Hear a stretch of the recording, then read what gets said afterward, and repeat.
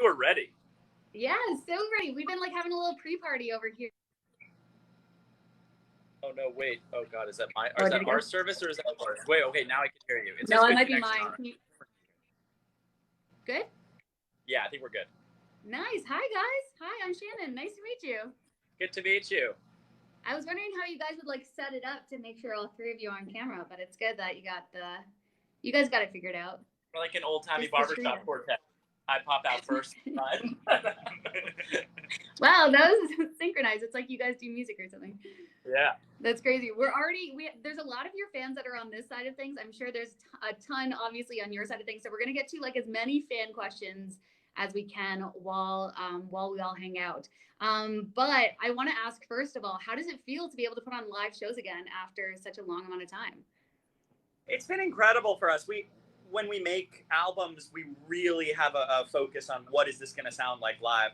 Okay, we have this big bombastic beginning, and then it goes down into a ballad. Like, we really think about it like a Broadway show. And so when we were making the album, not sure whether we were going to actually be able to play it live or not, it felt really isolating and actually got kind of depressing. And so to find out that we're actually going on tour in like a month, and then we're doing a whole nother huge tour next year, we get to actually play these songs and hear it back. It's just so reassuring for us. Yeah, definitely. Is it always hard to like go, because I know so much production goes into the songs that you make, but then to transition that into performing live on stage, is that a hard transition to make? Wow. Oh, wait, you need to see what's going on. Wow. Wait, did you see that on your end? The no, what was it? Oh, no, that's probably somebody sending you a reward.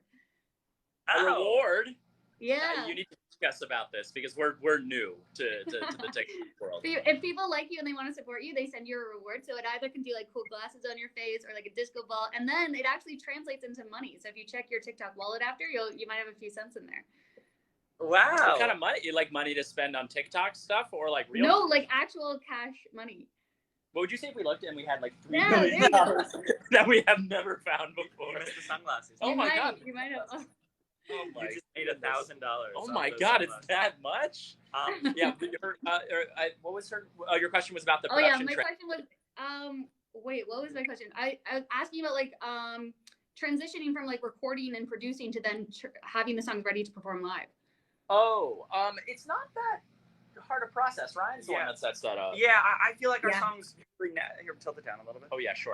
So you can get the sunglasses on you. I feel like our songs naturally kind of lend themselves to theatrical performance. Like some of our songs end with this like really fast, like the tempo speeding up, and that like is made to be done live and for the crowd to sing. So honestly, it's not too hard. The most fun stuff is we get to do a lot of like gags and kind of crazy illusions on stage, like this like kind of magic and Blue Man Group and Broadway showy kind of stuff. And that's the most fun part for us to think, oh, what if I'm not going to give away any of the ideas of the tour, but like, what if Jack's huge and he's high-fiving himself or whatever? That's really fun for us. Yeah, can you give us anything about what we can expect if anybody's going to a live show? Because I know you guys do put a lot into that, or do you want to keep it totally secret? It's funny because I'm looking at the list right now of things. Like, what a tease! Like so quickly. Okay. Yeah. There you go. Do you get it? You got the That's show? the list over there. Yeah. I'm looking at anything that I want to share, and I don't think we can share anything. No. It's just so exciting to let our fans dangle like that because they get so angry and they're like, and it's just we sit back here, nice and air conditioned, laughing. Yeah. Just like to tease. I love that so much. Yep. Okay, there's a bunch of fan questions coming in. How do you guys choose who sings which song? Is there any strategy that goes into that? It's usually going to be me, but once in a while, if Ryan, there have been a couple cases where Ryan has sort of spearheaded the song and wrote it from a really personal place, and then I've jumped in and sang it, and it just didn't quite sound authentic. And then as soon as we were like, okay, let's see if Ryan should sing it instead, and as soon as he put his voice on it, it was so much better, so obvious. So that's pretty much the only, time that there's like a discrepancy there. I think often when you're writing, you write in your own voice. It's like why Randy Newman, you got a friend in me. It's why that's the best version and not somebody doing a cover, because he obviously wrote that in his own voice. And I think sometimes that happens with us. Yeah, amazing. Okay, let's see what else we got here. Somebody wants to know if you guys have ever been to Nova Scotia in Canada. Have you guys been? Have you been, Adam? No. Have we not been? Why Have driven through? I don't know. You love Canada. And you love locks. You love. I thought maybe you'd go for that. He loves locks. No, we haven't been to Nova Scotia. I don't know. You don't think we've driven through? No. I don't think so. All right, it's on our list then. There you go. We'll add it to the list. Amazing. Somebody asked how you guys met the Blue Man Group. How did you guys get connected? Ran into them on the street one day, full makeup. No, I'm kidding. Wow. No, we're big fans of the Blue Man Group from a very young age. I think our parents took us to see them when I was like 8 years old, and took a lot of inspiration from them, just from their show, and how unpredictable and surprising, and how focused you stay on their show for like 2 hours straight. You don't really know why you're so focused. You know, it's like you just can't wait to see what happens next. And so that was sort of the start of our love. And then we said, we should feature someone on this song, Ordinary-ish People, who's the least like expected artist to feature. So we said the Blue Man Group, no one will predict that. And we're such big fans. So we went to the show and we met them and we discussed them featuring. And that was pretty much it. And they sent this really, really great track and it worked perfectly.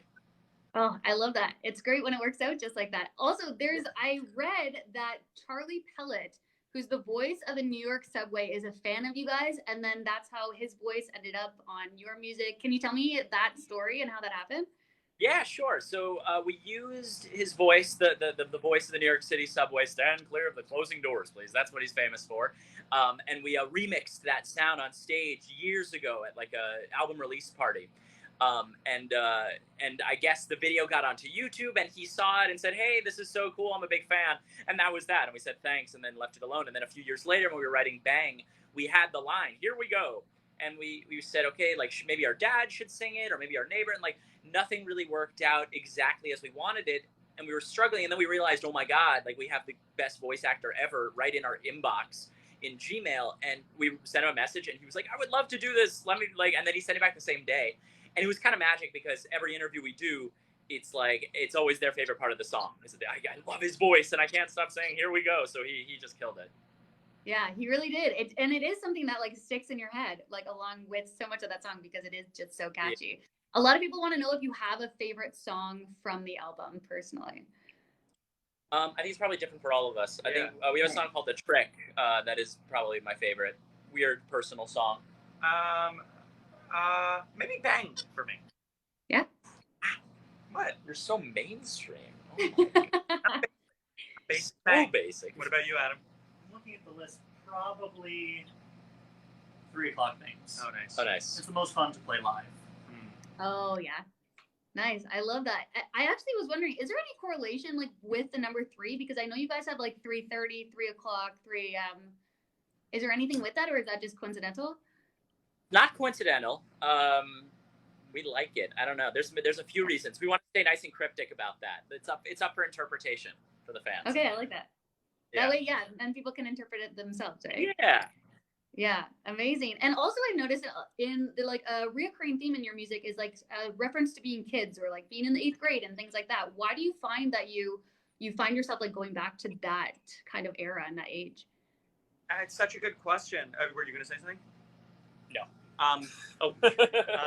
I think it's who we are as people. I think we still like play with Legos and stuff. I think we like are kind of proud that we never needed to grow up.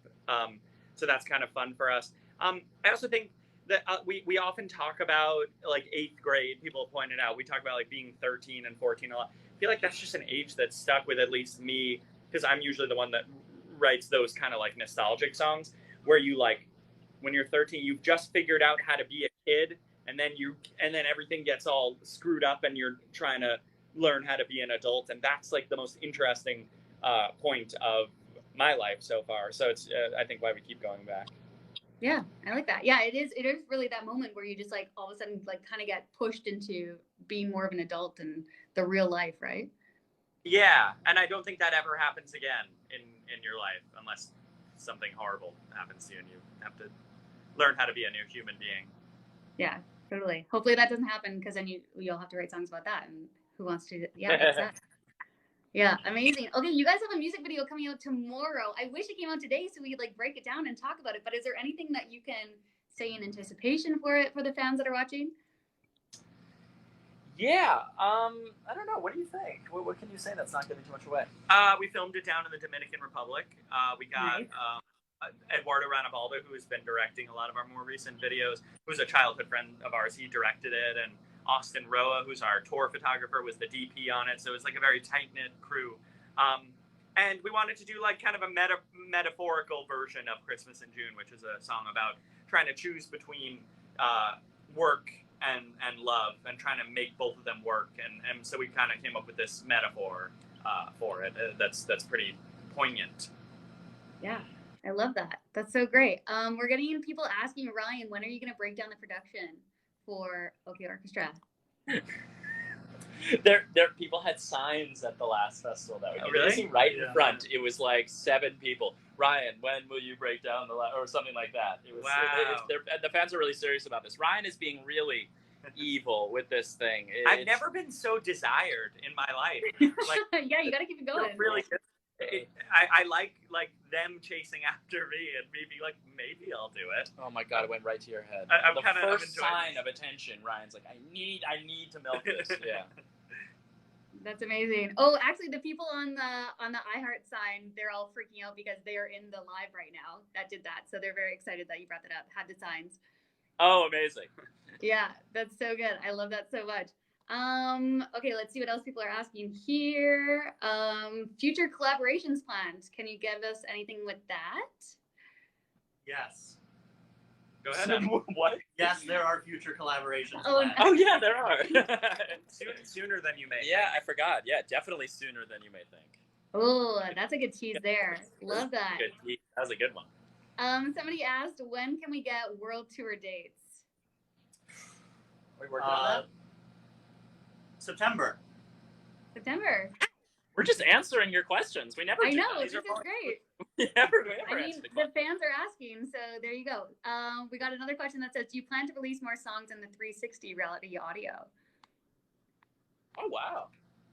Someone was into that. Yeah, maybe it could be. That one you're not getting that out of us. No. Amazing. I love that so much. That's so good. Also, okay, there's a question that says, like, what's your mindset going into the album if you had one? And then did that change with the direction of where you ended up going? You mean going into like making the album? Yeah. Yes, exactly. Mindset going into the album was a lot of fear. It was kind of hard to be like, this album's gonna be better than the last, and this is what we're gonna do. It's what happens, and when you get lucky and you've actually had success. Because the Click, our first album, it was kind of our first big thing we put out, and it did pretty well for us. And then Neo Theater did even better, and like gave us a fan base. So it's a scary thing to do because we have all these new fans saying, "Okay, I'm kind of done with that album. I've listened a million times. What's next?" And we always try to do something new. So we kind of go in and we're very cautious and scared and nervous what people will think. So that's kind of the first hurdle we have to jump over. And then I guess jumping off of that is, okay, like let's make every single song different from the last. If we write a song and we like it, then the next one, if it starts to sound similar to the last one, we have to either abandon it or like really make some changes, because I think our least favorite thing to put out is an album where, there's any consistency and then you start to be able to sort of check out and do something else at the same time as listening to the album. I know what the rest of it is going to sound. Yeah, any predictability is not ideal, and that's what we love. That's what we love in other people's music too. Listening from front to back all the way through without stopping. So it's a lot of that. It's a lot harder set. A lot harder said than done. Sorry. No, a lot harder done than said. It's easier said than done, and a lot harder done than said. That's didn't the phrase. Didn't need the second half. That's the famous phrase. Didn't need the second half. But that's pretty much the mindset. And then it's just a lot of hard work, and it's really just kind of us in a room, a lot of trial and error, and eventually we make something, and it seems like the fans liked it. Totally. It seems like you guys like to challenge yourself in that way too. Like you enjoy that challenge that you give yourselves. Yeah, sometimes it's writing is such a tough thing, and anyone that's ever written a song can attest. It's 95% of the time it's the worst day of your life. It really is. It's just so tough. And you the phrase that goes through your mind is, "Wow, I've written every good song I can do, and I should retire now." Yeah. And then that other 5% is what makes you want to keep doing it. The 5% where, oh my God, I wrote this song in 20 minutes and I didn't even think about it, just flowed out of me. And that's what you try to chase every subsequent time you go to write. So that's kind of what keeps you going. Yeah, I've talked to a lot of artists where about their writing process, and I've noticed something that comes up a lot is that if a song doesn't work in like the first hour, then you just scrap it and move on. Do you guys find that as well? No. No, we work like 3 weeks on a song, and then we might scrap it after the 3 weeks, or we'll keep it. But we want to give every song the attention that it deserves, because Yeah. often if we get excited about something, even the sliver of an excitement, we know, okay, if we work hard enough at this, we'll turn it into something good. So let's not let us getting lazy and giving up be the obstacle for not having the song come to life. And like looking at the songs on the album, probably 2/3 of them started off within the first hour, as we were extremely unexcited about them, except for one tiny little drum sound or one tiny little concept, and it was worth it to put in that work. That's good, yeah. And then if you miss out or you just scrap it, then you're going to miss out on so many good songs that have yet to be. Right. Yeah, I like when the sunglasses come on as it's answering. It's so good. I'm imagining, what if this, like, I'm imagining if you asked us like a really serious, sad question, and then like as I'm answering it, the sunglasses come on. Yeah, like if I was crying, and then then the sunglasses come on, like how cool we are. I saw a TikTok the other day, actually, of a girl like crying on a TikTok live, and people just kept sending her sunglasses, and she was just Really? begging them to like stop doing it. Yeah, there you go. That's really funny. Amazing. Do you guys have an artist or like a celebrity that has recognized your music or posted about your music or anything that you were just so stoked to find out that they were a fan or knew who you guys were? Yes, Taylor Swift posted about us in a way. She years ago when we put out Neo Theater and we had our song 100 Bad Days, she put out, I think she curates these like Apple Music playlists, and she writes the descriptions. I think she put 100 Bad Days first and said, almost quoted it, I think, in the description of the playlist, and said, as AJR said in 100 Bad Days, da da da da, and then she said, I relate to this because, or something like that. And that was like, I mean, like that's the ultimate recognition. So that was pretty amazing. And then the other day, I guess like a month ago, right, we were in LA doing the iHeart Music Award, the iHeart Awards, right? And Elton John actually came over to us and said he knew us and he was a fan, and that was a pretty incredible moment because we are just massive fans. That is insane. How do you even react in a situation like that? That's crazy. Yeah, that was pretty nuts. Yeah, crazy. Okay, before I let you guys go, we are getting spammed with messages. There you go. All of your fans want to know, they have like an AJR versus AJR Twitter space event that's happening tomorrow. Everybody wants you to go to that, so I can't leave you guys without mentioning something about it. Say AJR versus AJR? Versus AJR, yeah, that's it. I can get Are them me to and Ryan explain. gonna fight? No, Twitter it's a Twitter space where it's not really as like versus as it sounds. They're talking about the albums and what they like about all the different albums. Where does the verses come in? Album versus album versus album. Got it. And then me and Ryan fight at the end. We live. Then we go live and fight. Yeah, exactly. That's how it'll end. So just letting you guys know about it, just to please the masses here who want you guys to know about it. So there you go. Ryan will be there. Thank you guys. Even if we don't show up, we'll be fighting in private. So it will be AJR versus AJR. There you guys go. Amazing. Thank you guys so much for taking the time. You guys are all so talented. So it's been a pleasure to be able to talk to you. Congrats on the success of the album and everything. And yeah, thanks again. Awesome. Thanks so much.